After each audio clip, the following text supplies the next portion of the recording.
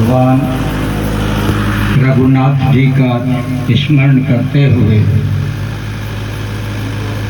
सूरत सिंह जी को याद करना चाहता हूँ, जिन्होंने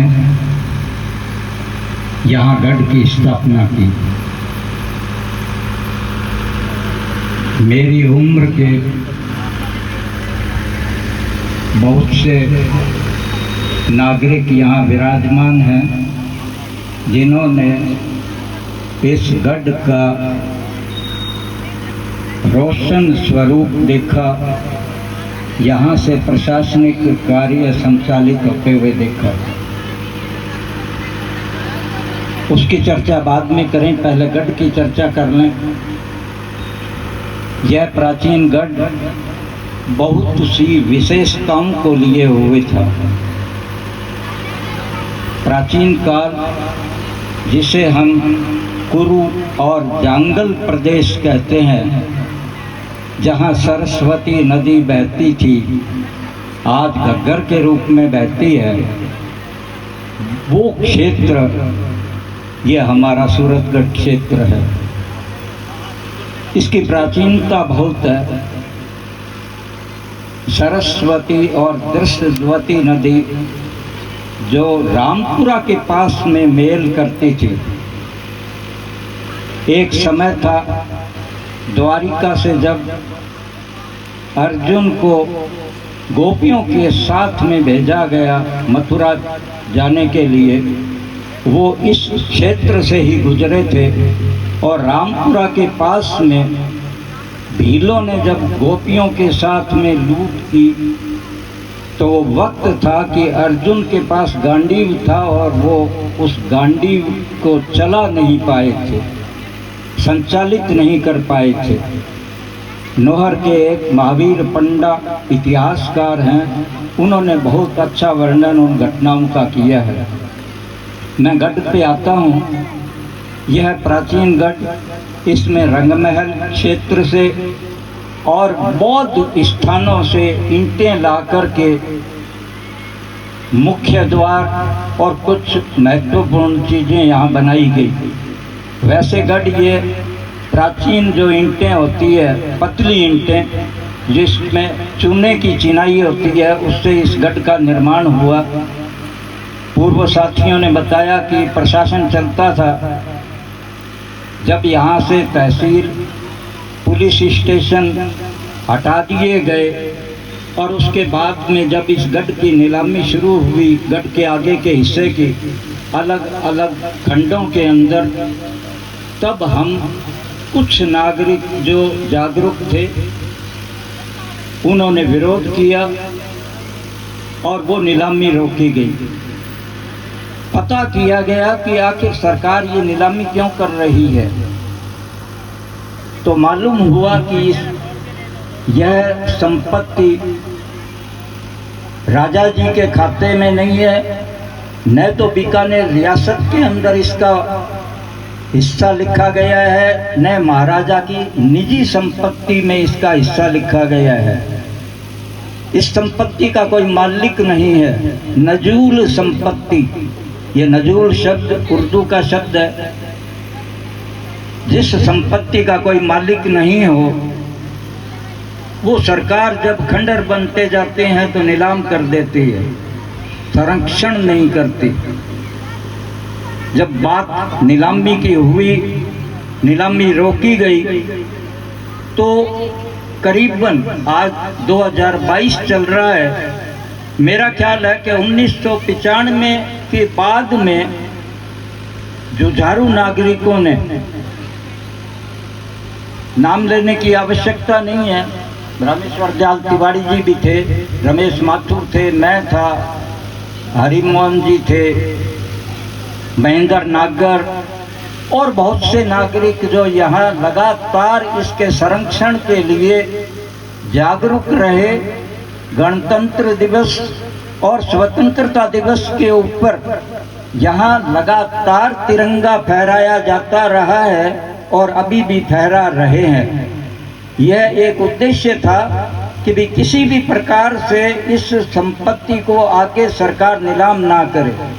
गढ़ के चारों ओर करीबन 50 फीट की सड़क हुआ करती थी जो अतिक्रमण की भेंट चढ़ गई।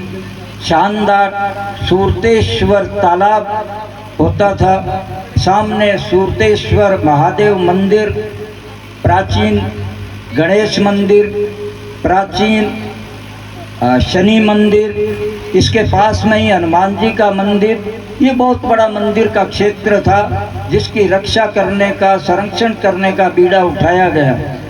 लगातार धरोहर संरक्षण समिति की ओर से मांग की जाती रही कि नगर पालिका यहाँ पर विकास कार्य करे और जो बुर्ज, गढ़ के जो बुर्ज ढह गए हैं उनका पुनर्निर्माण करे और कम से कम प्रतीक के रूप में एक जो दीवार है इस भवन के पीछे, वो एक दीवार कम से कम सुरक्षित रह सके और जिस जगह हम ये कार्यक्रम कर रहे हैं वो एक पार्क के रूप में विकसित हो सके।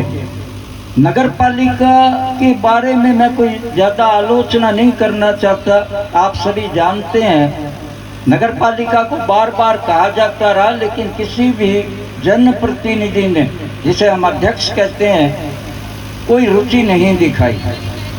इस रुचि नहीं लेने के कारण जो ये भवन है, जिसको तहसील भवन भी कहते रहे, ये निरंतर खंडहर की ओर जाता रहा और आज जिस रूप के अंदर ये मौजूद है वो हम सभी लोग इसे देख रहे हैं। मेरी गुजारिश है कि पिछले करीबन 2 सालों से बहन पूनम, जिनका वैसे तो व्यवसाय एडवोकेट का है, उनके दिल में एक बड़ी तमन्ना थी। ये तमन्ना जो पैदा करता है अपने दिल में, मैं कहता हूँ वो निश्चित रूप से महान होता है। उनके दिल में तमन्ना थी कि सूरतगढ़ के लिए कुछ किया जाए, सूरतगढ़ को संरक्षण दिया जाए। तो एक आया कि भाई गढ़ का संरक्षण पहले शुरू किया जाए। आज हम यहाँ, मैं सोडल का नाम नहीं लूँगा क्योंकि सूरतगढ़ की स्थापना का दिवस हम मनाने जा रहे हैं, आज मना रहे हैं। कल महाराजा गंगा सिंह जी की अश्वारूढ़ प्रतिमा का शिवपुर हेड पर अनावरण हुआ, लोकार्पण हुआ और वह सारा कार्य निजी क्षेत्र से हुआ, जनता के सहयोग से हुआ। अगर सरकार के ऊपर आशा करते तो वहाँ गंगा सिंह जी की प्रतिमा नहीं लगती। मेरा आज भी ये मानना है कि सरकार की जमीन चाहे हो ये, लेकिन इसका संरक्षण और पुनर्निर्माण और आगे पार्क वगैरह बने ताकि ये थोड़ा जनसंपर्क का क्षेत्र हो जाए, लोग घूमने आए। और यहाँ पर मेले, तीज और त्योहार मनाते थे हम तालाब के पास में, वो प्राचीन रूप वापस कायम हो, उसके लिए नागरिकों की समिति ही, जो धरोहर समिति अभी तो गढ़ समिति के नाम से बनी हुई है, ये हम इसको सहयोग करें। मेरा ये मानना है, वो अभी आपको मैं बताता हूँ कि पैसे की कोई कमी नहीं है सूरतगढ़ के अंदर। सूरतगढ़ के अंदर भागवत गीता हर साल 2 या 3 बार होती है। पिछले कम से कम 30-40 सालों से मैं देख रहा हूँ। और बाहर से जो व्यक्ति आते हैं वो 8-8, 10-10 लाख रुपए एक राउंड में लेके जाते हैं। साल के 25-30 लाख और 25-30 लाख से अधिक रकम भी बाहर जा रही है। सूरतगढ़ के अंदर महत्वपूर्ण सबसे बड़ी संस्था जिसको कहना चाहिए व्यापार मंडल है। और व्यापार मंडल सूरतगढ़ के पुनर्निर्माण में, जहाँ तक मैं जानता हूँ, पिछले करीबन 40 सालों से कभी शिक्षा के अंदर, कभी किसी और काम के लिए बराबर सहयोग देती रही है और बड़ी संस्था है। जब हम कहते हैं कि गढ़ के निर्माण के लिए आग्रह करेंगे, जब गढ़ के निर्माण के लिए झोली लेकर के घूमेंगे, झोली लेकर के इसलिए कहता हूँ कि हमने बहुत से निर्माण कार्य सूरतगढ़ में करवाए हैं, संजय जी वैद्य इसके गवाह हैं। बहुत से काम ऐसे हुए हैं। झोली हम इसलिए कहते हैं कि जो धन संग्रह होता है उसके लिए हम एक जो प्रचलित शब्द है कि झोली फैला करके आगे बढ़ेंगे, तो वो हम नागरिकों से मांगेंगे।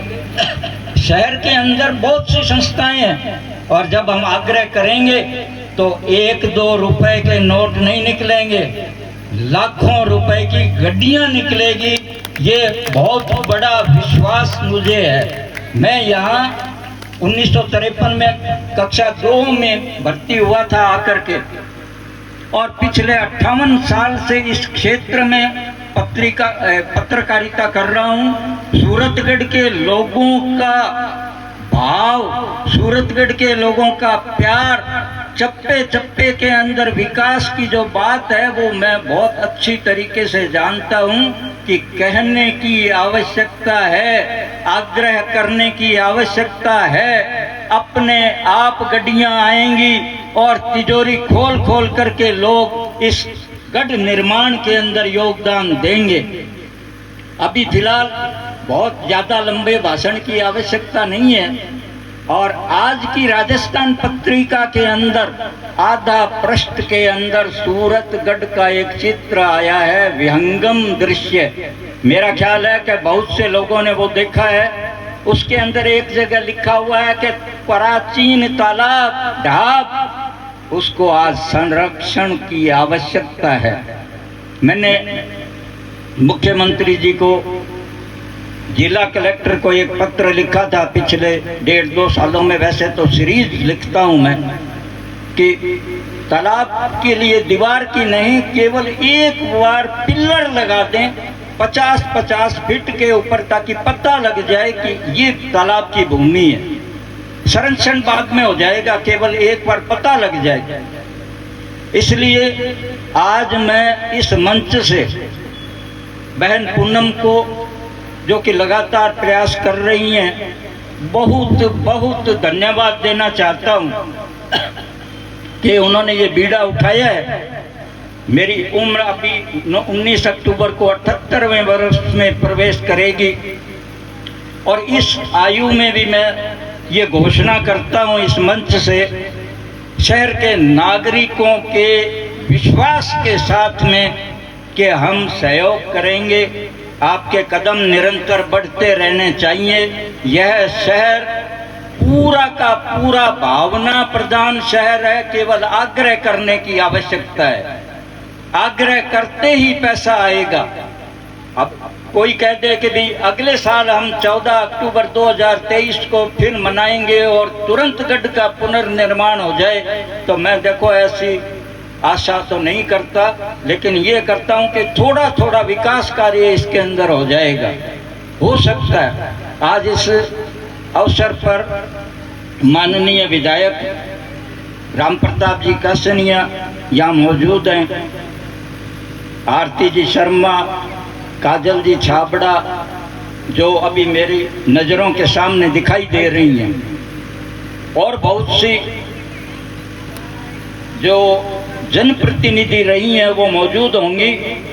हो सकता है मैं देख नहीं पा रहा, तो मैं उन सभी का धन्यवाद करता हूं। और मैं जो व्यक्ति यहाँ मौजूद हैं, नारियां मौजूद हैं, बच्चे मौजूद हैं, हम ऐसा कार्यक्रम फिर करते रहेंगे। और आगे जो कार्यक्रम होगा, मैं समझता हूं कि जो आज भीड़ है उससे दुगनी या तिगनी भीड़ होगी। पहली बार का कार्यक्रम है, इसमें बहुत सी कमियां रह सकती है, किसी को बुलाया किसी को नहीं बुलाया, सारी बातें होती है। ये बात तो कहनी चाहिए पूनम जी को, लेकिन मैं पूनम जी क्योंकि संयोजक है और मैं इनके साथ कार्य करना चाहता हूँ, तो ये कमियां अगर रही है तो उनके लिए हम क्षमा प्रार्थी हैं। गढ़ धरोहर संरक्षण समिति के नेत्री मुझे रजनी मोदी, बद्री जी बिन्नाणी, ये संघर्षशील रहे हैं। मैं इनका नाम अब देखी है शक्ल इनकी, तो इन सभी से आग्रह करता हूँ कि साथी हाथ बढ़ाना के हिसाब से हर एक अलग अलग हजारों हाथ उठाने की जरूरत होगी, लेकिन एक मजबूत हाथ जिसको हम कहें पूनम शर्मा का हाथ है, तो उसको हम मजबूत करें। धन्यवाद। भाषण या शब्द हो सकता है लंबे रह गए हों, ज़्यादा देरी ले ली हो मैंने, लेकिन ये बात कहने की ज़रूरत थी कि यह शहर बहुत प्रिय शहर है, इसलिए मैंने अपना जो केंद्र बिंदु है इस शहर को बनाया।